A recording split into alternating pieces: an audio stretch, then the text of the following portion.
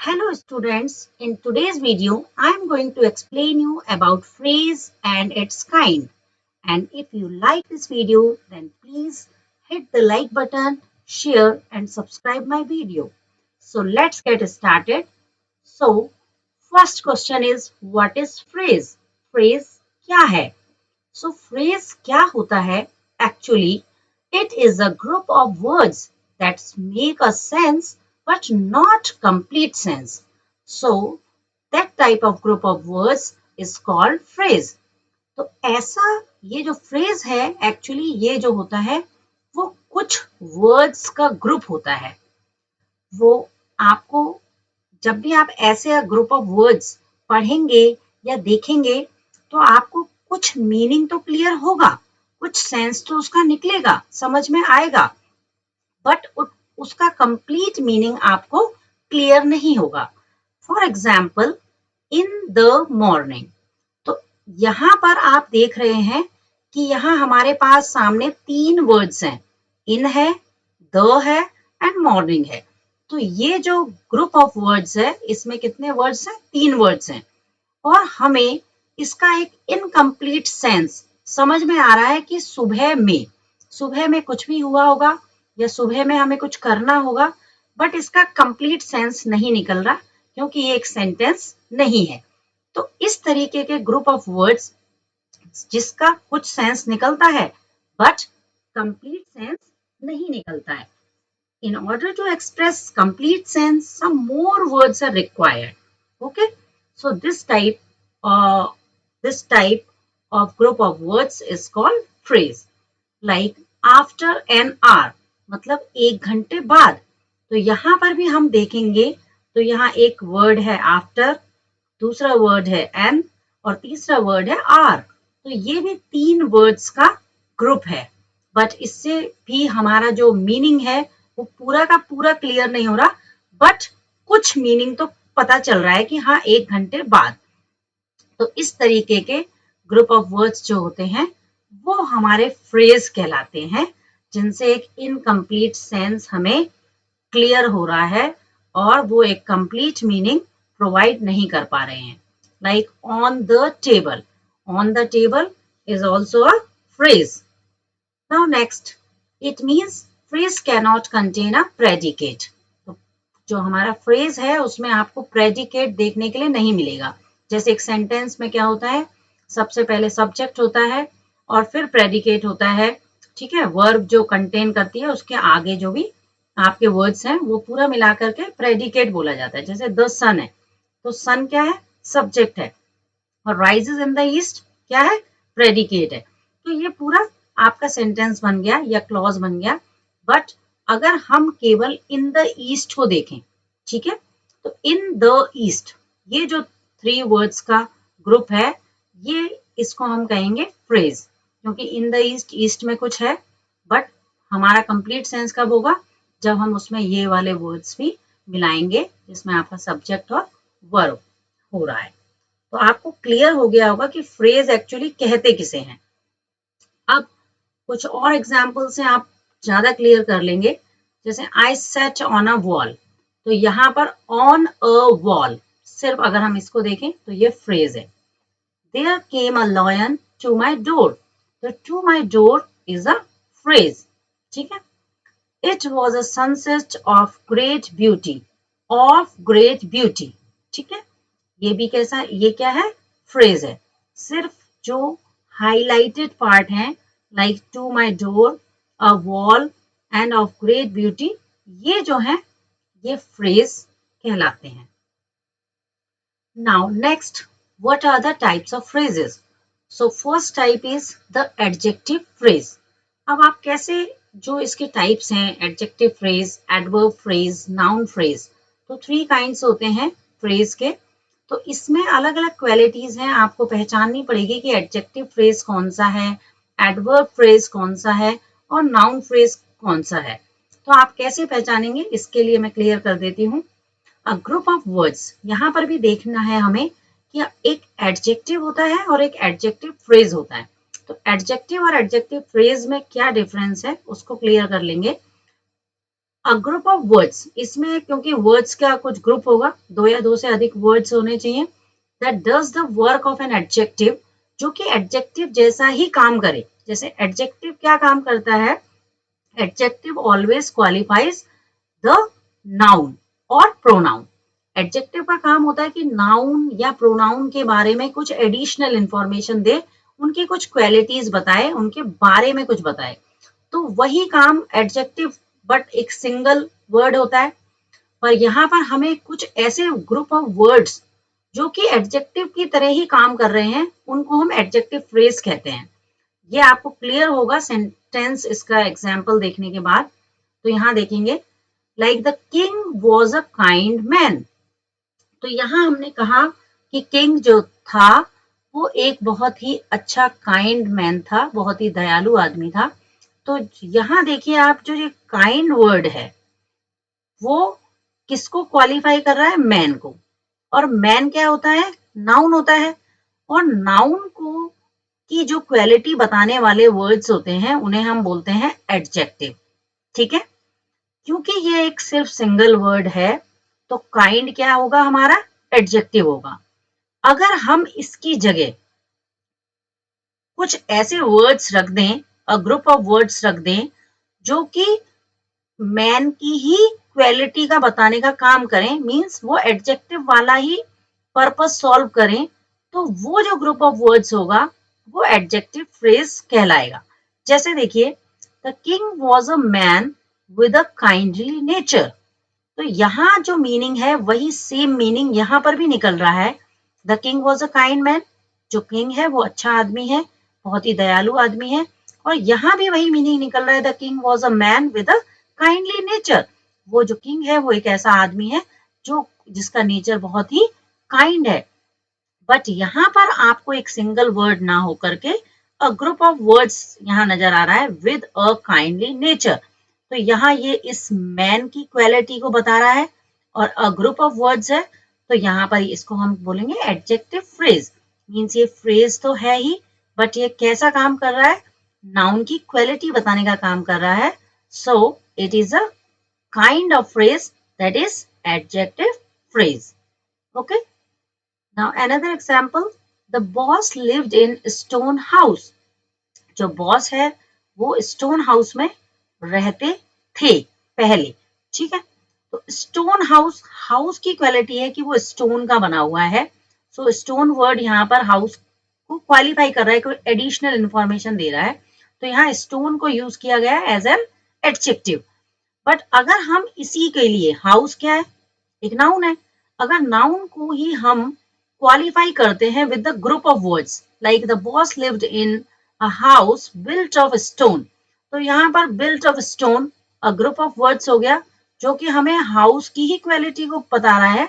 Means जो ये group of words है, तीन वर्ड्स, बिल्ट ऑफ स्टोन, ये जो वर्ड्स हैं वो एक नाउन की ही एडिशनल इंफॉर्मेशन दे रहे हैं, नाउन को ही क्वालिफाई कर रहे हैं।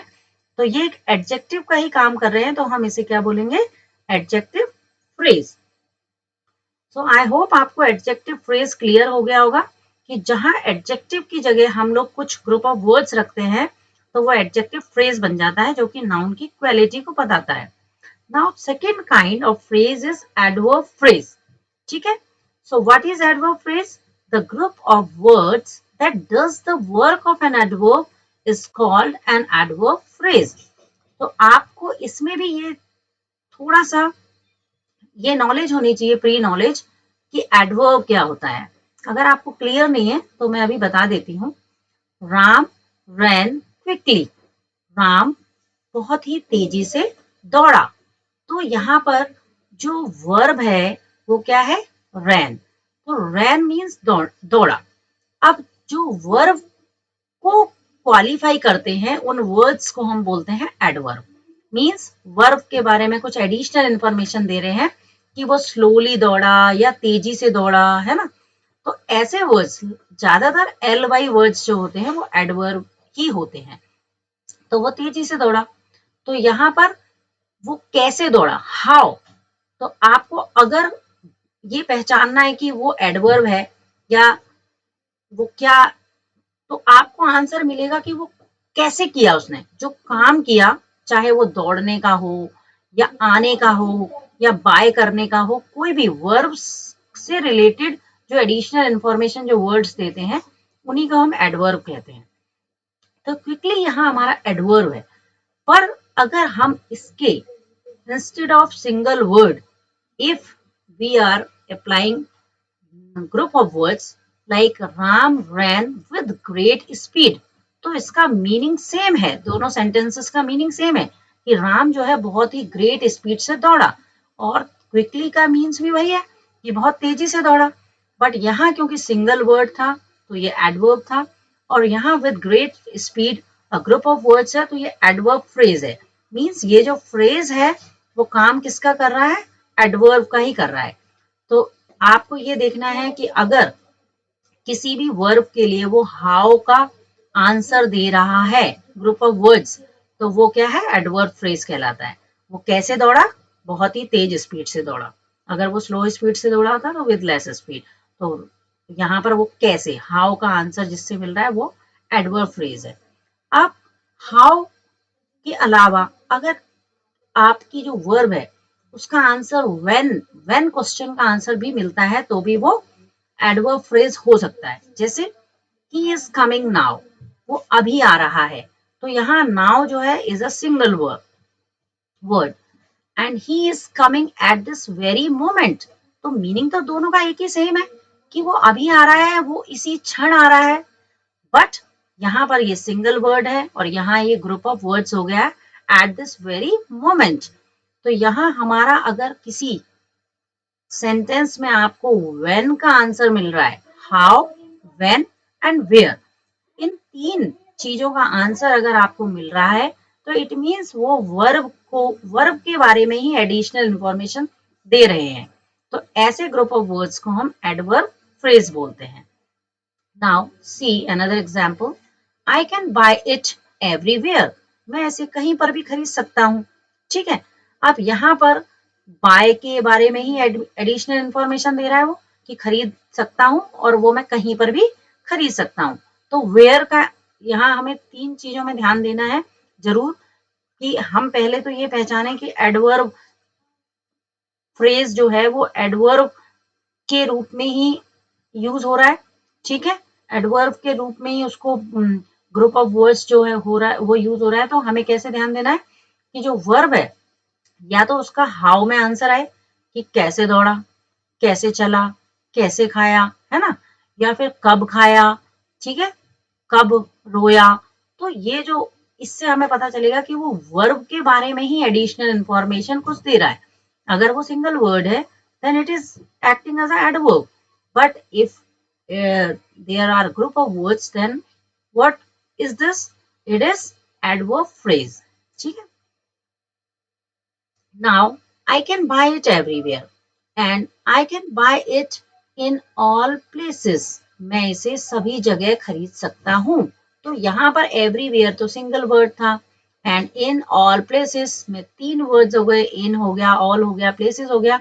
तो यहाँ पर ये जो ग्रुप ऑफ वर्ड्स है वो एडवर्ब का ही काम कर रहा है। मीन्स वर्ब के बारे में कुछ बता रहा है कि कहाँ खरीद सकते हैं, इन ऑल प्लेसेस, तो वो एडवर्ब फ्रेज होगा। Now, come to the third kind of phrase, that is the last kind of phrase, the noun phrase. तीन kinds ही होते हैं, adjective phrase, adverb phrase and noun phrase. तो noun phrase के बारे में जानेंगे क्या है ये, the group of words that does the work of a noun. Sorry, यहाँ n लग गया है, यहाँ अ लगना चाहिए था। Work of a noun is called a noun phrase. तो उसे बोलते हैं noun phrase. अब कैसे ये noun का काम करेगा, जैसे हमने दोनों टाइप्स में देखा, आपने समझा होगा कि कैसे ये एडजेक्टिव का काम कर रहा है। अगर नाउन की क्वालिटी बताने के लिए, उसको एडिशनल इंफॉर्मेशन के लिए हम कुछ ग्रुप ऑफ वर्ड्स यूज कर रहे हैं तो वो एडजेक्टिव फ्रेज था। अगर हम वर्ब के बारे में एडिशनल इंफॉर्मेशन देने के लिए कुछ ग्रुप ऑफ वर्ड्स यूज कर रहे हैं तो वो एडवर्ब फ्रेज था। अगर हम नाउन के रूप में कोई ऐसा एडिशनल इंफॉर्मेशन देने के लिए कोई ग्रुप ऑफ वर्ड्स यूज कर रहे हैं तो वो नाउन फ्रेज होगा। कैसे, अब एग्जाम्पल से समझेंगे। द गर्ल वॉन्ट्स समथिंग, लड़की को चाहती है, ठीक है, कुछ चाहिए उसको। तो यहाँ पर द गर्ल क्या है, सब्जेक्ट, और वॉन्ट्स क्या है, वर्ब, ठीक है।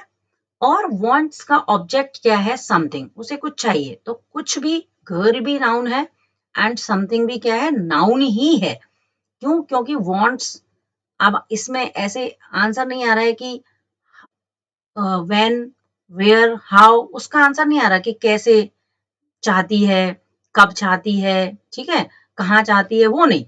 उसमें सीधे आपको एक ऑब्जेक्ट दिखाई दे रहा है कि गर्ल समथिंग कुछ चाहती है, तो वो कुछ क्या है, नाउन के रूप में ये आ रहा है, मीन्स समथिंग क्या है, इस वर्ब का के लिए ऑब्जेक्ट है ये, और ऑब्जेक्ट है तो वो एक नाउन है। ओके, अब इसके लिए, क्योंकि ये तो एक सिंगल वर्ड है, इसकी जगह हम इस वर्ब के लिए कोई ऑब्जेक्ट रखें, बट वो क्या हो, ग्रुप ऑफ वर्ड्स हो, और वो ऑब्जेक्ट क्या हो, नाउन का ही प्लेस ले रहा हो, नाउन जैसे ही एक्ट कर रहा हो, नाउन जैसे ही वर्क कर रहा हो, तो उसे हम नाउन फ्रेज के कैटेगरी में रखेंगे।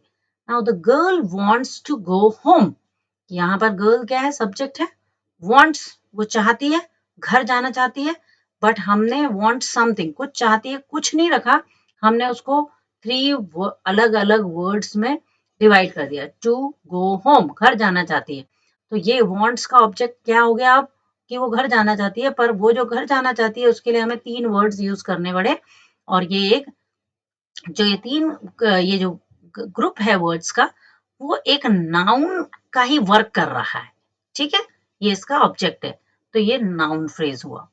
नाउ, क्योंकि आपको नाउन पता है, नाउन क्या होता है, किसी भी पर्सन का नेम, किसी भी थिंग का नेम, किसी भी जगह का नेम, तो वो नाउन के रूप में ही एक्ट कर रहा है, बट ग्रुप ऑफ वर्ड्स है तो नाउन फ्रेज होगा। Now I tried to get some ride, ठीक है, I tried to get some ride, तो यहाँ पर क्या है, आप ये देखेंगे कि आई क्या है, हमारा सब्जेक्ट है, ट्राइड क्या है, हमारी वर्ब है। अब हम यहाँ पर देख रहे हैं बहुत सारा ग्रुप ऑफ वर्ड्स है, to get the some right, ठीक है, बहुत बड़ा अमाउंट है। हम ट्राई, हम कुछ यहाँ पर एक वर्ड भी रख सकते थे कि I tried to get some right, तो ये जो ग्रुप ऑफ वर्ड्स है, ये एक अमाउंट के लिए यूज किया गया है, और यहाँ पर ये नाउन फ्रेज होगा, क्योंकि ये काफी सारे इसमें वर्ड्स हैं, 1 2 3 4 5, ठीक है। नाउ ही होप्स, होप्स की स्पेलिंग गलत हो गई, ई लगना चाहिए था, he hopes to win the first prize, तो यहाँ पर प्राइज क्या है, नाउन है, बट क्योंकि एक ही वर्ड तो आया नहीं है, काफी सारे वर्ड्स आ गए, to win the first prize, तो यहाँ पर ये जो होप्स है, इस वर्ब के लिए आगे ये ऑब्जेक्ट का काम कर रहा है, बट ग्रुप ऑफ वर्ड्स है तो ये नाउन फ्रेज है, ठीक है। ऐसे ही boss loves to issue harsh order, ठीक है, बॉस को अच्छा लगता है इशू करना हार्श ऑर्डर, तो यहाँ पर भी ये क्या है, टू इशू हार्श ऑर्डर, ये जो है ग्रुप ऑफ वर्ड्स है, और लव्स एक जो वर्ब है उसके लिए ये ऑब्जेक्ट का काम कर रहा है, इट मीन्स ये नाउन यहाँ होना चाहिए था, और नाउन की जगह ग्रुप ऑफ वर्ड्स है जो कि नाउन का ही काम कर रहे हैं, तो ये भी नाउन फ्रेज है। सो आई होप आपको ये चीजें समझ में आई होंगी, मैं एक बार दोबारा से इसको दिखा देती हूँ। पहला काइंड था एडजेक्टिव फ्रेज, जिसमें कि आप देख रहे थे कि मैन की जो विशेषता बताने वाला जो शब्द है काइंड, उसके लिए हमने ग्रुप ऑफ वर्ड्स यूज किया था, तो ये जो काइंड होता है ये तो एडजेक्टिव होता है, आपको पता होगा, बट अगर ग्रुप ऑफ वर्ड्स है तो एडजेक्टिव फ्रेज हो जाएगा, ठीक है। इसी तरीके से एडवर्ब फ्रेज में हमें ये देखना है कि अगर वर्ब की विशेषता बता रहा है अगला वर्ड क्विकली, तो हमें ये पहले समझ में आना चाहिए कि वो एडवर्ब है, और एडवर्ब की जगह हम कौन से ग्रुप ऑफ वर्ड्स यूज कर रहे हैं, Ram ran with great speed, तो ये हमें कैसे पता चलेगा कि ये एडवर्ब फ्रेज है, जो ग्रुप ऑफ वर्ड्स हाउ या व्हेन या वेयर का आंसर देते हैं, वो सभी जो होंगे वो क्या होंगे, एडवर्ब फ्रेज होंगे। और आपको सिंगल वर्ड पर नहीं जाना है, आपको ग्रुप ऑफ वर्ड्स में जाना है, तो वो आपका एडवर्ब फ्रेज होगा। जैसे ही इज कमिंग नाउ, तो यहाँ नाउ की जगह हमने क्या यूज किया, he is coming at this very moment. तो यहाँ 3 चीजों का ध्यान जरूर रखना है, हाउ, व्हेन एंड वेयर, इसका जो आंसर मिले। एंड ऐसे ही थर्ड वन में अगर हमें वर्ब का ऑब्जेक्ट सीधे मिल रहा है जो कि एक खुद ही नाउन है, बट उसको हम एक सिंगल वर्ड से ना दिखा करके कुछ ग्रुप ऑफ वर्ड से दिखाएं, जैसे होम है, होम भी क्या एक नाउन है, ठीक है, बट वो सीधे डायरेक्ट होम नहीं लिख रहा है, टू गो होम लिख रहा है, तो ये एक नाउन फ्रेज बन गया, क्योंकि यहाँ गर्ल भी नाउन है, ये सब्जेक्ट का काम कर रहा है, ये वर्ब है, ये यहाँ ऑब्जेक्ट है जो कि ये भी नाउन का काम कर रहा है, पर ये ग्रुप ऑफ वर्ड्स हो गया, तो यहाँ पर आपका नाउन फ्रेज होगा। I hope you understood this. If you like this video, then please like, share and subscribe. Thank you. Keep learning, keep watching.